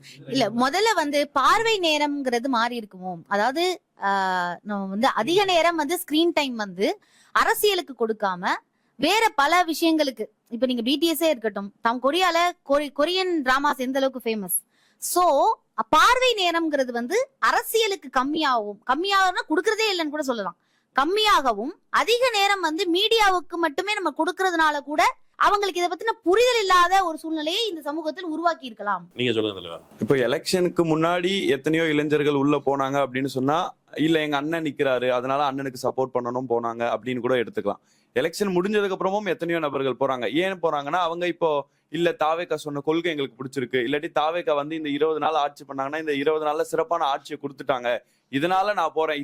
எதுடா என்ன ஹெவியா லைக் பண்ண வச்சது, எதுடா என்ன ஹெவியா லைக் பண்ண வச்சது, உடனே என்கிட்ட வந்துட்டியே அப்படின்னு கேட்கிற மாதிரி, இத்தனை வருஷம் திமுக பண்ணாததா அதிமுக பண்ணாததா தாவேக்கா 20 நாள்ல பண்ணிருக்குன்னா, எது துண்ட சேர்ல இருந்து எடுக்கிறதோ, முதலமைச்சர் தனியா ஒரு பாதை வகுத்து கார்ல சாப்பிடுறதுக்கு உடனே டிஃபன் பாக்ஸ் தலைமை செயலருக்கு கொண்டு போயிட்டு அவருடைய டேபிள்ல அவருடைய கையாலேயே சாப்பிடுறதோ ஒரு பெரிய மாற்றமா நாங்க பாக்குறோம். இத்தனை வருஷம் முதலமைச்சர்கள் பண்ணாததை இந்த முதலமைச்சர் பண்றாருன்னு போறாங்களா அப்படின்னு பாத்தீங்கன்னா கிடையாது. உடனே ஒரு கட்சி உருவாகுது, யாருமே எதிர்பார்க்கல, அந்த கட்சியினுடைய தலைவர் கூட எதிர்பார்த்திருப்பாரான்னு தெரியாது. நான் தோத்துருவேன் அப்படின்னு தேர்தல் முடிஞ்சு வாசல்ல நின்று அழுதவரு, டெபாசிட் கூட வாங்க மாட்டேன்னு சொன்னவர் இன்னைக்கு அமைச்சர் ஆவாருன்றத அவர் கூட எதிர்பார்த்திருக்க மாட்டாரு. அப்ப இப்ப அவர் ஒரு அமைச்சர் இருக்கிறார். சோ இப்படி பல நபர்கள் இருக்கிறாங்க. நான் ஜெயிப்பனா அப்படிங்கறது அவங்களுக்கே தெரியாது. அப்படி ஒரு இடத்துல ஜெயிச்சு வந்திருக்கிறாங்கன்னு சொன்னா அது ஒரு பெரிய ஒரு மாயை மாதிரிதான் உருவாக்கி இருக்கு இந்த 2 வருஷத்துல. இப்போ எதுக்கு பல நபர்கள் போறாங்கன்னா, ஒரு பெரிய கட்சியா வளர்ந்துட்டாங்க, அதாவது தமிழ்நாட்டுல ஆட்சியவே பிடிச்சிட்டாங்க, இங்க மாவட்ட செயலாளர்கள் இருக்கிறாங்க, அதுல பாதி பேர் எம்எல்ஏ ஆயிட்டாங்க, பேச்சாளர்கள் இருக்கிறாங்க, அவங்க பாதி பேர் அமைச்சர் ஆயிட்டாங்க. இப்ப கட்சிக்குள்ள எனக்கு பேச தெரியும், நான் கட்சிக்குள்ள போனா பேச்சாளர் ஆயிடலாம், நான் கட்சிக்குள்ள போனா ஈஸியா கவுன்சிலர் எலெக்ஷன்ல நிக்கலாம். நம்ம தலைவர் எதுவுமே செய்யலனா கூட, நான் போய் ஓட்டு கேட்கலனா கூட, அவரு சொன்னா நான் கவுன்சிலர் எலெக்ஷன்ல ஜெயிச்சிருவேன், அவரு சொன்னா வரக்கூடிய நாடாளுமன்ற தேர்தலில் ஜெயிச்சிருவேன், அப்போ எனக்கு ஈஸியா வெற்றி கிடைக்கும்னு அரசியல் ஆதாயத்துக்காக போறாங்களே தவிர ஆட்சிக்காக போகல. இது ஒண்ணு. இதையும் தாண்டி வேற கட்சியில இருந்தும் பல நபர்கள் இன்னைக்கு போய் சேர்ந்துகிட்டு இருக்கிறாங்க. எங்க நின்று எந்த கட்சியில ஓட்டு வாங்கினாங்களோ அந்த கட்சியில இருந்து ராஜினாமா பண்ணிட்டு எந்த கட்சியை எதிர்த்து நின்று ஜெயிச்சாங்களோ இன்னைக்கு அதே கட்சியில போய் நிக்கிறாங்க. கட்சியில இருக்கின்ற நேரத்திலேயே அப்படியே ஒரே நேரத்துல வேறொரு கட்சிக்கு தாவி அந்த கட்சியில அதே தொகுதியில ஓட்டம் கேட்க போறாங்கன்னு வச்சுக்கோங்க. இவங்க எல்லாம் எதுக்காக போறாங்க? ஈஸியா உள்ள போனா அமைச்சரவை கிடைக்கணும்னு. அப்ப இப்படி ஒரு அரசியல் லாபத்துக்காக நாங்க போகணும்ன்ற அவசியம் இல்லைன்னு நினைக்கிறோம். நான் என்ன சொல்றேன், இந்த பக்கம் அப்படியான ஆஸ்பிரேஷனோட இளைஞர்கள், நான் போனால் இங்கே கவுன்சிலர் சீட்டு கிடைக்குயா? அவன் பொலிட்டிக்கலாக அவன் படிச்சிருக்கலாம், அல்லது கொஞ்சம் வாசிக்க தெரிஞ்சவனாக இருக்கலாம், கொஞ்சம் சமூக அரசியல் தெரிஞ்சவனாக இருக்கலாம். அவனுக்கு இந்த பக்கம் அந்த ஸ்கோப்பையும் இப்போ நீங்கள் எல்லாரும் சேர்ந்து செஞ்சு இளைஞர்கள் மீட்டப்பு காஃபி டேயில் உட்கார்றதோ அல்லது அர்பன் ஸ்கொயரில் உட்கார்றதோ மாவட்ட வாரியாக நடத்துகிறதோ மட்டுமல்ல, கட்சி தனக்குள் சில சீர்திருத்தங்களை பாரம்பரிய கட்சிகள் செய்து கொள்ள வேண்டும் இல்லையா? அது வந்து ஹானஸ்டாக இல்லை நீங்கள் பரிபூர்ணமாக இருக்கீங்க, ரொம்ப கரெக்டாக இருக்கீங்க, நாங்கள் எங்கள் சைடில் நாங்கள் பலன் பெற்றவர்கள், நாங்கள் பேசாதது மட்டும்தான் குற்றோம். நிறைய பேர் எளிமையான இடத்துல இருந்து இன்னைக்கு எம்எல்ஏ ஆயிருக்கிறாங்க அப்படிங்கிறது உண்மையிலே வரவேற்கக்கூடிய விஷயம். உண்மையிலே நான் வரவேற்கல. சொல்ல விடுங்க. அப்படி வந்திருந்தாங்கன்னா சந்தோஷம். ஆனா அது தகுதியானவங்க தான் வந்திருக்கிறாங்களா அப்படிங்கறத யோசிக்கும் போது யோசிக்க வேண்டிய விஷயமா இருக்கு. நீங்க சொல்றீங்கல்ல இந்த கட்சிக்கு போனா எனக்கு பதவி கிடைக்குமா, அப்படி எல்லா இளைஞர்களுமே அப்படி கிடையாது. பொலிட்டிக்கல் பேசுற எல்லா இளைஞருமே பதவிக்காக தான் அதை பேசுறாங்க அப்படின்னு நம்ம சொல்லிட முடியாது. ஏன்னா இன்னைக்கு பதவியில இருந்துதான் பொலிட்டிக்கல் பேசணும் அப்படின்றது இல்ல. இன்னைக்கு என்ன களத்தில் நடந்திருக்கு அப்படின்னா, திமுகவுக்கு ஓட்டு போட்ட இளைஞர்களா இருக்கட்டும், இல்ல திராவிடியன் சப்போர்ட் பண்ண இளைஞர்களா இருக்கட்டும், இன்னைக்கு தோத்ததுக்கு பின்னாடியும் பகிரங்கமா நான் திமுக காரன்டா, நாங்க தோத்துட்டோம் அப்படின்னு வெளியே பேசுறாங்க. ஆனா எந்த கட்சி ஆளுங்கட்சியா இருக்கோ அதுக்கு ஓட்டு போட்டவங்க அவங்க வீடியோஸ் போட்டு கதறாங்க, நாங்க அவங்களுக்கு சப்போர்ட்டே பண்ணல, நாங்க யாருக்கிட்டையும் பணம் வாங்கல, அம்மன் சன்னதி மேல சத்தியமா பணமே வாங்கல. அப்படி அப்ப நீங்க சொல்ற மாதிரி அப்படி போனவங்களும் கிடையாது. ஏதோ ஒரு பின்பத்துல ஏதோ ஒரு நீங்க சொன்ன சம்பந்தப்பட்ட நபர் நான் இப்பதான் அரசியல் தலைவரோட பத்தி படிச்சிட்டு இருக்கேன். படிச்சு முடிச்சதுக்கு அப்புறம் நான் அரசியலுக்கு வருவேன். தலைவர் தளபதியை மனசு வைக்கணும். அம்மன் சன்னதி முன்னாடி நிக்கிண்டு நான் யார்கிட்டயுமே காசு வாங்கல, அப்படி வாங்கியிருந்தா சாமி என்ன கண்ணை குத்தும் அப்படின்னு இன்னைக்கு அவர் மட்டும் கிடையாது, எல்லாருமே நானும் அவங்களுக்கு சப்போர்ட் பண்ணலையே அப்படின்னு ஜெயிச்ச கட்சி ஆளுங்கட்சி சப்போர்ட் அவங்க பண்ணாங்க. ஆனா அதை எடுத்து கேள்வி கேட்கும் போது இன்னைக்கு நாங்க பண்ணல அப்படின்னு பின்வாங்குறாங்க. ஆனா இங்கே சப்போர்ட் பண்ண இளைஞர்கள் பதவிக்காக சப்போர்ட் பண்ணல, எனக்கு பதவி வேணும்னு பண்ணல, நான் ஒரு கவுன்சிலர் ஆகணும், நான் ஒரு எம்எல்ஏ ஆகணும், நான் ஒரு எம்பி ஆகணும்னு பண்ணல. We are stand with ideologies. அப்ப அந்த ஐடியாலஜிக்காக சப்போர்ட் பண்ணாங்க. அதனால தோத்தும் அந்த ஐடியாலஜி பின்னாடி இன்னைக்கும் நிக்கிறாங்க, என்னைக்கும் நிப்பாங்க. நேற்று யார் சொன்னது என்கிட்ட திமுக உறுப்பினர் அட்டை கூட இல்லைன்னு யார் சொன்னா? நீங்க சொன்னீங்களா? திமுக உறுப்பினர் அட்டை இல்லை. அவர் முன்னாள் முதலமைச்சர் அவர் மேடையில் பேசும் பொழுதும் திமுகவில் மட்டும்தான் கட்சி உறுப்பினர் அட்டை வேண்டாம், கட்சிக்காரன் நேரடியாக கிடையாது, அவனா வாலண்டியராக சப்போர்ட் பண்ணுவான், காசும் கேட்க மாட்டான், அவன் பாட்டில் அவனை நேர்ந்து விட்டுற மாதிரி வேலை பார்ப்பான் அப்படிங்கிறது இந்த கட்சிக்கு உண்டுங்கிறது ரைட், இதில் மாற்றுக்கருத்தில். ஒரு சின்ன திறப்பு, ஒரு டெமோக்ராட்டிக் ஸ்பேஸ்னு ஒன்று பேசணும்ல. புதிய இளைஞர்கள் புதிய வகையான டெமோக்ராட்டிக் வேல்யூஸ், நம்மளுடைய தாத்தா பாட்டா காலத்தில் நமக்கு தோளில் துண்டு போடுறதுங்கிறது ஒரு ப்ரிவிலேஜ், காலில் செருப்பு போடுறதுங்கிறது ஒரு ப்ரிவிலேஜ், எதுவுமே கிடைக்காம இருந்தது.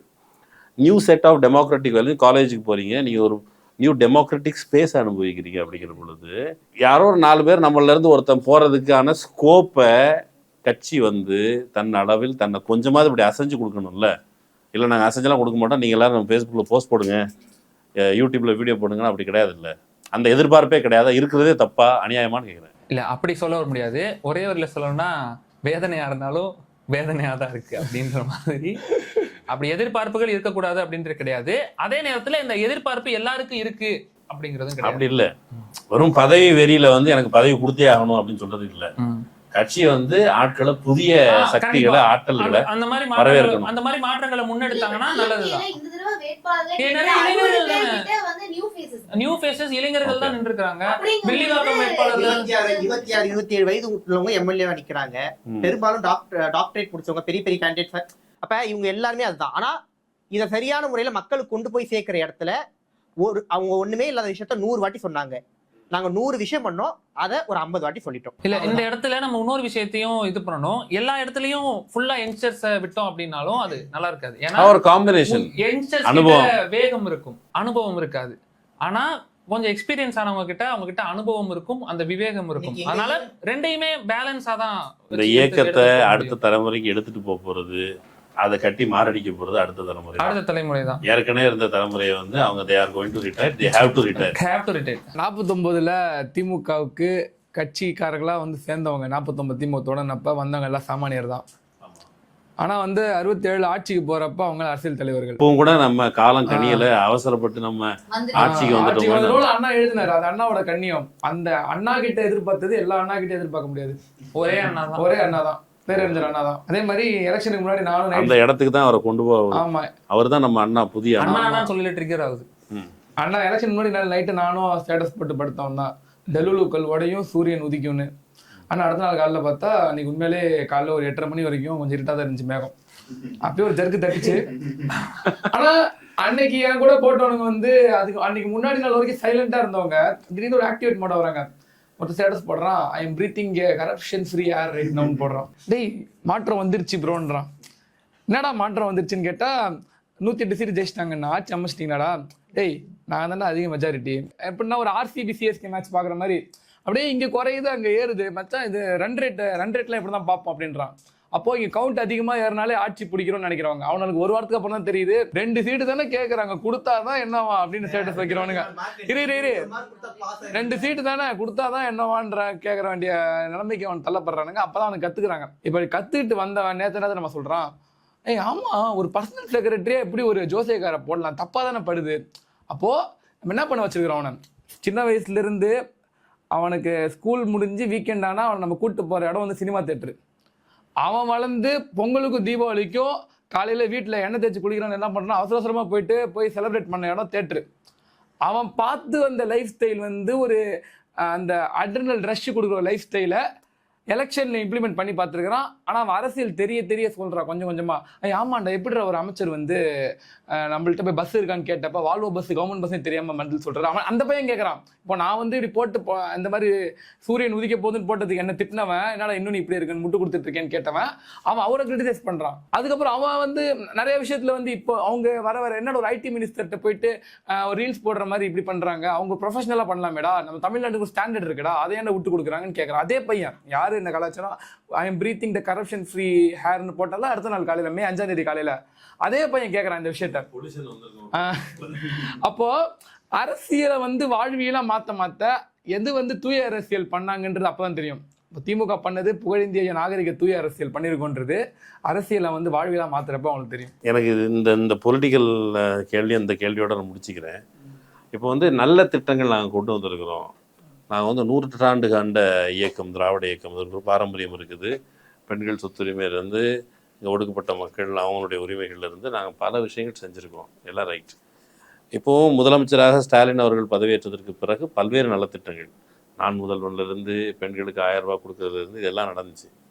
இப்போ அது எப்படி ஆனதாக நான் ஃபீல் பண்ணுறேன்னா, நாங்கள் கொடுக்குறோம், நீ கவலைப்படாத, நான் உனக்கு கொடுக்குறேன், நீ இதை வாங்கிட்டு போ அப்படிங்கிற பொழுது இந்த பொருளை வாங்குறவனுக்கு இந்த பொருளை டேக்கன் ஃபார் கிராண்டடாக எடுத்துக்கிட்டாங்க மக்கள்.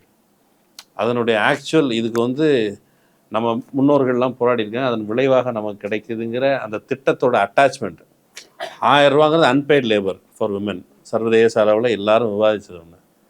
ஆனால் அந்த 1000 ரூபாயோட மதிப்பு வந்து வீட்டில் இவ்வளோ 10 பாத்திரம் தேய்ச்சி வீட்டில் துணி துவைச்சாலும் கூட அங்கீகரிக்கப்படாத ஒன்று வந்து நம்ம அரசாங்கம் 1000 ரூபாங்கிறது அங்கீகரிக்குது.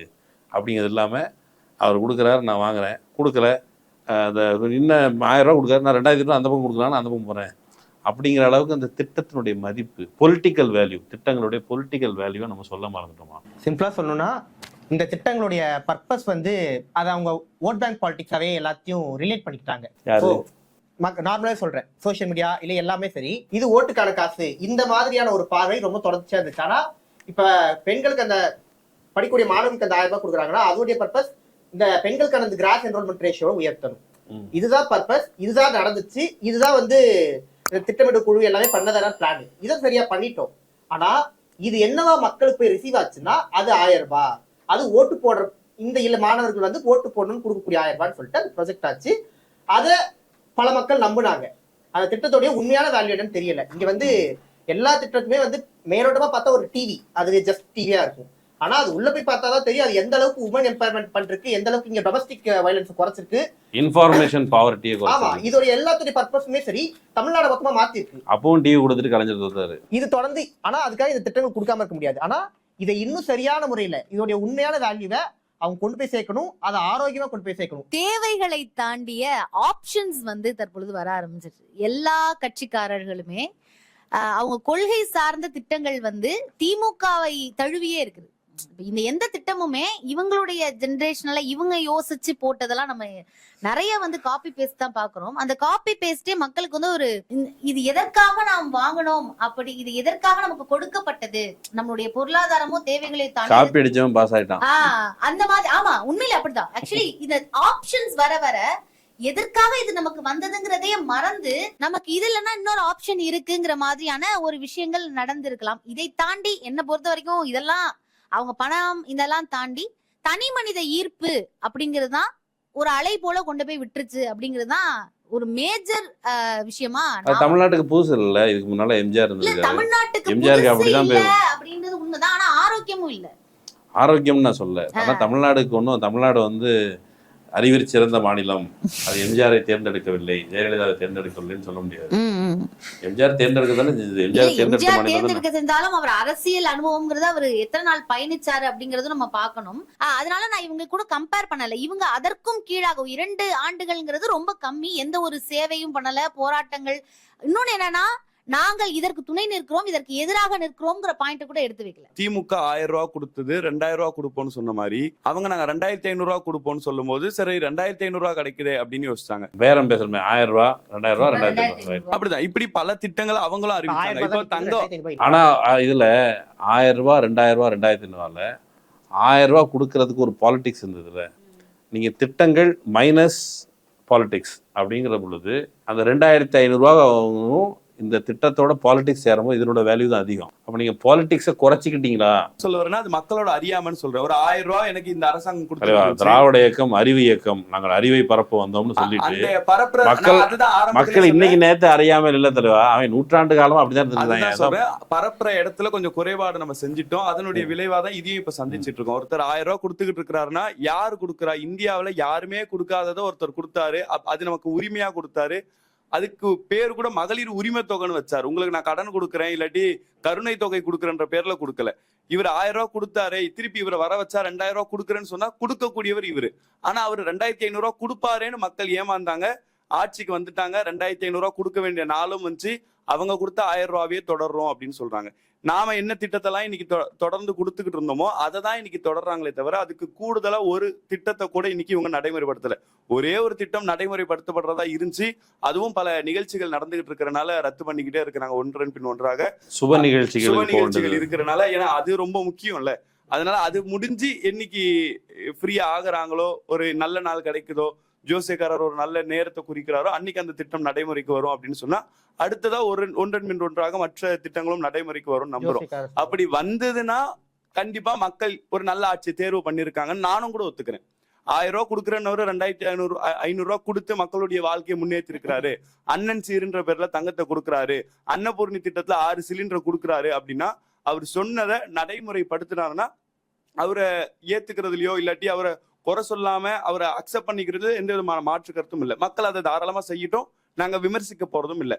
ஆனா சொன்னாரே அதை செஞ்சாரா? இன்னைக்கு ட்விட்டர்லயே அதுதான் கேட்கப்படுது. சிஎம் சார் சொன்னீங்களே அதை செஞ்சீங்களா? இந்த கேள்விக்கு சிஎம் பதில் சொல்லணும். அவர் சொல்லாத செய்வோம்னு சொல்லி இருக்காரு. அவர் என்ன நான் சொல்றேன்னு எனக்கு தெரியாதுன்னு சொல்லுவாரு. இந்த நீங்க சொன்ன விஷயத்த வந்து நான் 3 விஷயமா சுருக்கமா சொல்லிடுறேன். ஃபர்ஸ்ட் விஷயம் வந்துட்டு, இந்த மாதிரி திட்டங்கள் வருது அப்படின்னா இந்த திட்டங்களுடைய முக்கியத்துவத்தை டைரக்டா வந்து ஒரு பொலிட்டிக்கல் பார்ட்டியாவோ இல்லை ஒரு லீடராவோ சொல்றதை தாண்டி மக்களுக்கு எடுத்துட்டு போற மிகப்பெரிய பங்கு மீடியா கிட்ட இருக்கு. இப்ப போன ஆட்சியில வந்து மு.க. ஸ்டாலின் அவர்கள் வந்துட்டு காலை உணவு திட்டம்னு ஒன்று திட்டத்தை கொண்டு வந்தார். அதை தினமலர் பத்திரிகையில எப்படி எழுதுறாங்கன்னா, காலை உணவு திட்டம் கக்கூஸ் நிரம்பி வழிகிறது. அப்ப இது ஒரு சாமானிய மக்கள் படிக்கும்போது இந்த திட்டத்தினுடைய இம்பார்ட்டன்ஸ் எப்படி இருக்கும்? இது பின்னாடி மிகப்பெரிய குளோபல் ரிசர்ச் இருக்கு. இன்னைக்கு குழந்தைங்களுக்கு கிடைக்கக்கூடிய நியூட்ரிஷன் சரியா போய் சேரல, காலையில குழந்தைங்க பிரேக்ஃபாஸ்ட் சாப்பிடாம ஸ்கூலுக்கு வந்து உட்காடுறாங்க, இவ்வளவு விஷயங்கள் இந்த திட்டத்துக்கு பின்னாடி இருக்கு. அப்ப இது வந்து ஒரு பொலிட்டிக்கல் பார்ட்டின்ற தாண்டி ஒரு சொசைட்டிக்கு ஒரு நல்ல விஷயம். இதை வந்து மக்கள் எடுத்துட்டு அந்த மீடியா வந்து டைரக்டா எடுத்துட்டு போய் சொல்லணும். அதை வந்து சில மீடியாக்கள் தவறிட்டாங்க. 2வது வந்துட்டு இந்த திட்டத்தை வந்து ட்ரோல் மெட்டீரியல் ஆக்குறது. இப்போ வந்துட்டு தாவேக்காவுடைய பொதுச் செயலாளர் புஷியானந்த் ஒரு மேடையில சொல்லியிருப்பாரு, மகளிர் உரிமை தொகைன்னு 1000 ரூபாய் கொடுக்குறாங்க, ஹெல்மெட் போடலன்னு 1000 ரூபாய் பறிச்சுக்கிறாங்கன்னு சொல்லிட்டு செம்மையா ட்ரெண்டாவது. மகளிர் உரிமை தொகை ட்ரோல் பண்றாங்க. ஹெல்மெட் போடலைங்கிறது தப்பு, அந்த தப்புக்காக தான் அந்த 1000 ரூபாயை வாங்குறாங்க. அதை யாரும் பேசல. என்னங்க ஹெல்மெட் போடாம போறது தப்புன்னு பேசல. ஆனா இந்த உரிமை தொகை ட்ரோல் மெட்டீரியல் ஆகுது இல்ல, இந்த மாதிரி ஆங்காங்கே சில பேர் ட்ரோலா வந்து பேசுறது.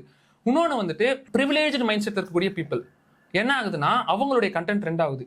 இப்ப போயிட்டு மக்களிடத்துல பேட்டி கேட்கறாங்க, இலவச பேருந்து இருக்கு, அதை நீங்க எப்படி பாக்குறீங்க அப்படிங்கும்போது உண்மையிலே கஷ்டப்படுறவங்க அவங்களுடைய வழியை சொல்லி பேசுறாங்க. ஆனா அவங்க எப்படி சித்தரிக்கப்படுறாங்கன்னா, இவங்க அந்த பொலிட்டிக்கல் பார்ட்டிகிட்ட காசு வாங்கிட்டு பேசுறாங்க, 200 ரூபா வாங்கிட்டு பேசுறாங்க, ஆனா அவங்க வழியில பேசுறாங்க. ஆனா 200 ரூபா கொடுக்கறதே இல்லைன்னா யாரு கொடுக்குறாங்கன்னு சொல்லுங்க, நான் போய் வாங்குறேன்ற மாதிரிதான் இருக்கு.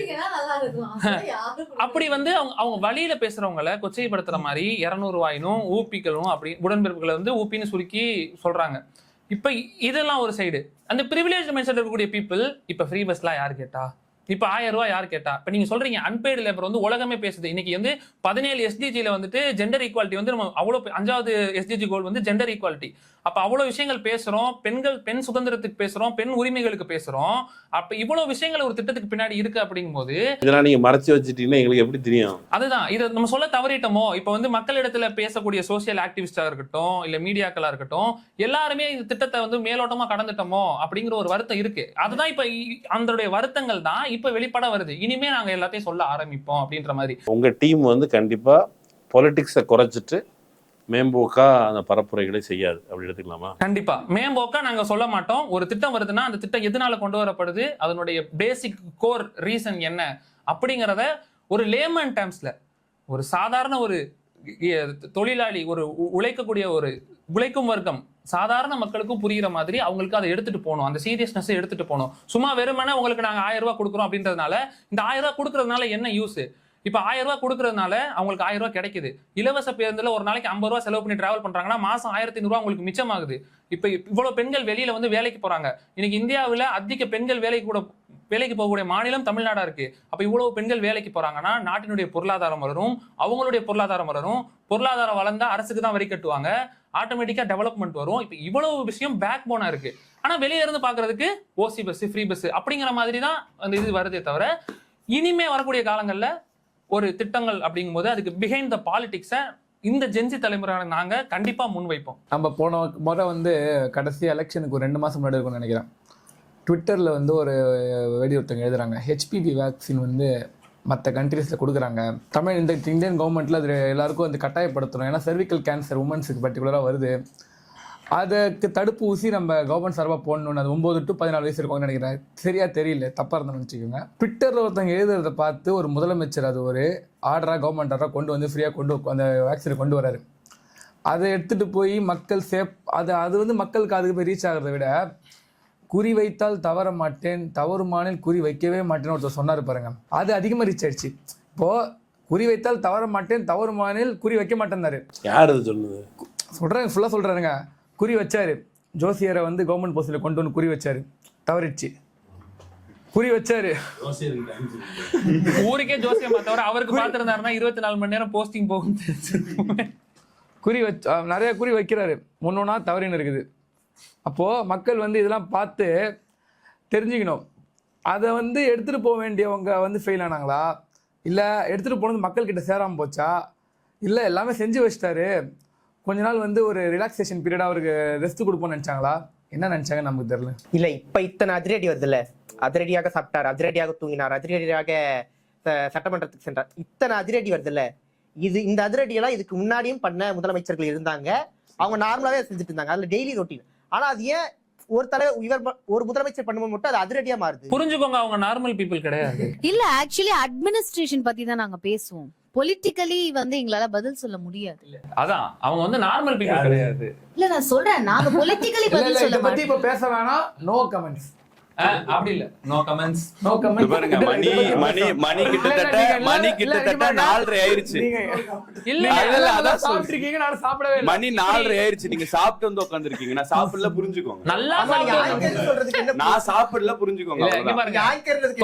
தொடர்ந்து இந்த மாதிரி எல்லாம் கேள்வி கேட்டீங்கன்னா அப்ப நாளைக்கே நாங்க ஸ்டுடியோ ஆய்வுக்கு வருவோம், கண்டிப்பா ஆய்வுக்கு வருவோம். சரி, இல்ல இப்ப சொல்லுங்க, நீங்க ஆங்கர் நாங்க எப்படி இன்சூர் பண்றது? ஆமா, இப்போ சுத்தி கேட்கும்போது எவ்வளவு கடுப்பா ஐடி கார்டு இருக்கு. இத நாங்க டெய்லி ஒரு நாளைக்கு 5 பாக்குறோம். இப்ப நீங்க கேட்கும்போது என்னடா இது, எங்க இருக்கிறோம், ஒருவேளை ஸ்டுடியோக்கு நல்ல ஆளதான் கூட்டு மேல கீழ் பக்கத்துல இருந்து 4 பேர் புடிச்சிட்டு வந்த மாதிரி எல்லாம் யோசிக்கிறீங்க. இப்படிதான் சோசியல் மீடியால நாங்க ஒவ்வொரு நாளும் சந்திச்சுக்கிட்டு ஒரு கருத்தை முன் வச்சா அதுக்கு கீழே சம்பந்தமே இல்லாம அண்ணனுக்கு முட்டு கொடுக்குறோன்ற பேர்ல வந்து பேசும்பொழுது இப்படிதான் எங்களுடைய மனநிலை இருக்கு.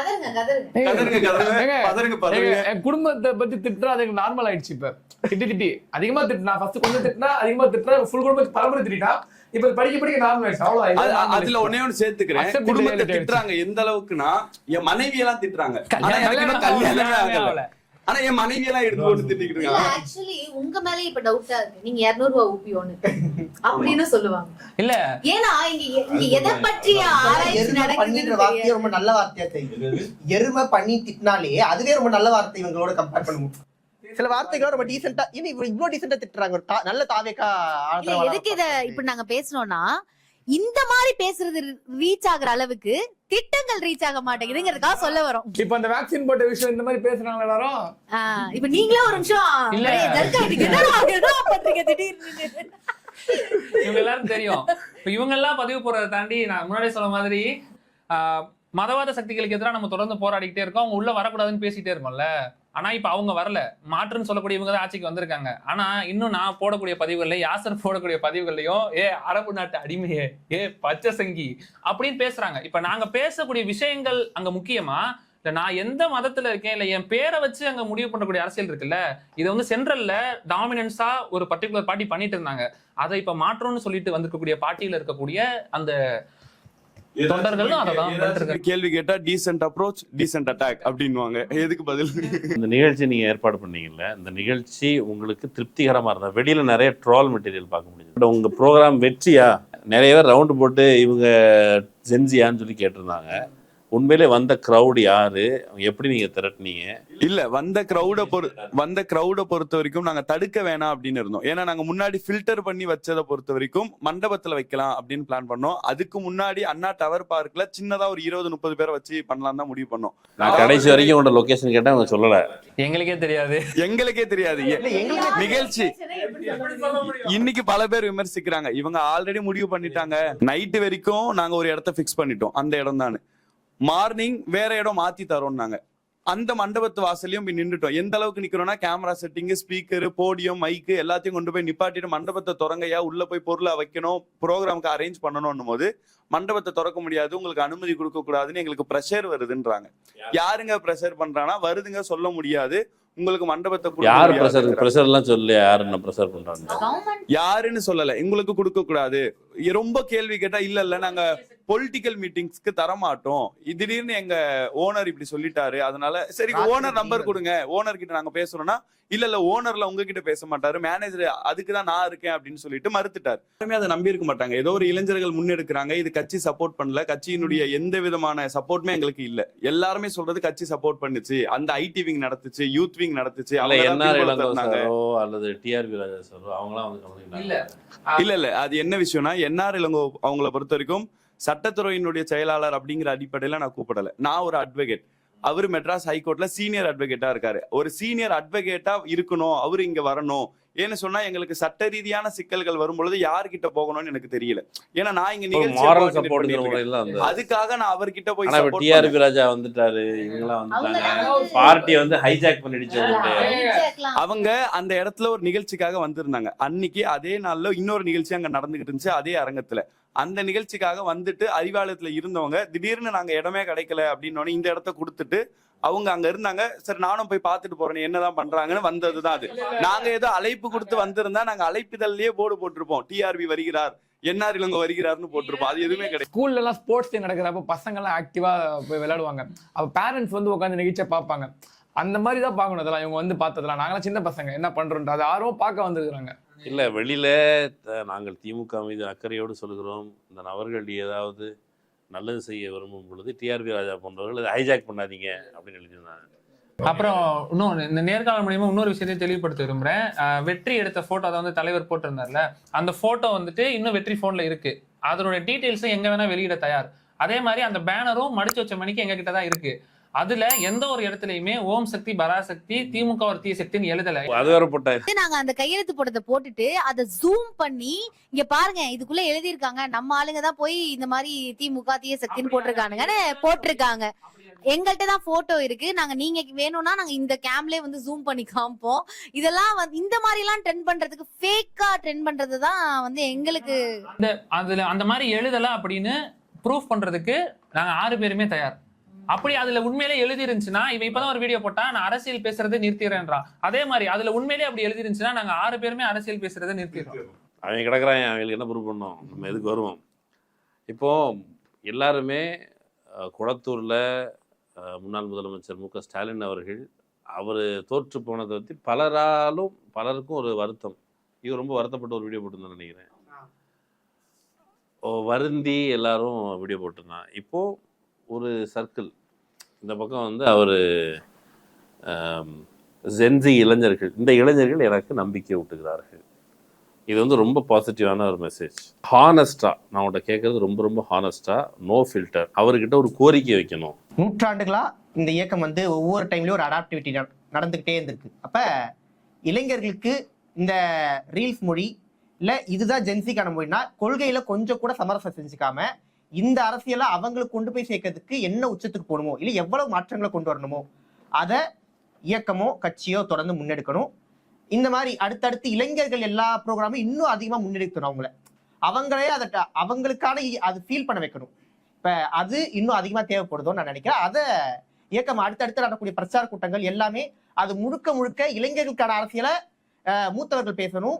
இளைஞர்கள் வந்து முன்னிருந்து அதை இது எல்லாமே அனுபவமிக்க இளைஞர்கள், ஆற்றல் மிக்க அந்த அனுபவவாதிகள், இது ரெண்டுமே ஒரு இடத்துல சேரணும். அது எல்லாருக்கும் கனெக்ட் ஆகணும். ஸோ இதுதான் எங்களுடைய கோரிக்கை. இளைஞர்களுக்கு வழிவிடுங்க. என்ன பொறுத்த வரைக்கும் ரொம்ப பிராங்கா சொல்லணும் அப்படின்னா இது 75 ஆண்டு கால கட்சி அப்படிங்கும் பொழுது இது கலண்டறிய வேண்டிய நிறைய கலைகள் இருக்கும். கொலாட்ரல் டேமேஜ்ங்கிறது கண்டிப்பா இதுக்குள்ள இருக்கும். அது என்னன்னு கண்டறிந்து அதை கழண்டு எரிய வேண்டியதன் அவசியத்தில் நின்று கொண்டு இருக்கிறோம் அப்படின்னு நான் சொல்லலாம். அந்த கொலாட்ரல் டேமேஜ் வந்து விஸ்வரூபமா அதற்கான விஷயங்களை வந்து முன்னெடுக்கணும் அப்படின்னு நான் நினைக்கிறேன். நான் நேரடியாவே சொல்றேன், இப்படி ஒரு கோரிக்கை வைக்கிறதுல பிரச்சனைகளும் கிடையாது. அது எங்க கட்சியில நாங்க அதை கேட்கிறோம் அப்படிங்கிறப்போ அது எங்களுக்கு அப்படி இருக்கிறப்போ எத்தனையோ துடிப்பு மிக்க யங்ஸ்டர்ஸ் இருக்கிறாங்க. அவங்கள இன்னும் அரசியல் படுத்தி அவங்களுக்குமான வாய்ப்பையும் கழகம் ஏற்படுத்தி கொடுக்கும் அப்படின்னு சொன்னா இன்னும் 100 ஆண்டு காலத்துக்கு இந்த கழகத்தை இந்த இளைஞர்கள் உயிரோட கொண்டு செல்லுவாங்க அப்படிங்கிற ஒரு நம்பிக்கை இருக்கு. அந்த வாய்ப்பை கழகம் கொடுக்கணுன்ற நம்பிக்கையும் இருக்கு. அந்த அளவுலேயே இந்த உரையாடல் எனக்கு இன்னும் நிறைய கேள்விகள் இருக்கு, உங்களோட பேசணும். ஆனால் ஆல்ரெடி அவருக்கு நிறைய பசிக்கிறதுனால, எனக்கும் பசிக்கிறதுனால நம்ம வந்து இந்த உரையாடலை தற்காலிகமாக நம்ம நிறுத்திட்டு இன்னொரு நாள் கண்டிப்பாக இன்னும் விரைவாக உரையாடணும். கலந்து கொண்டு உங்களுடைய கருத்துக்களை பகிர்ந்து கொண்டமைக்கு ரொம்ப ரொம்ப நன்றி.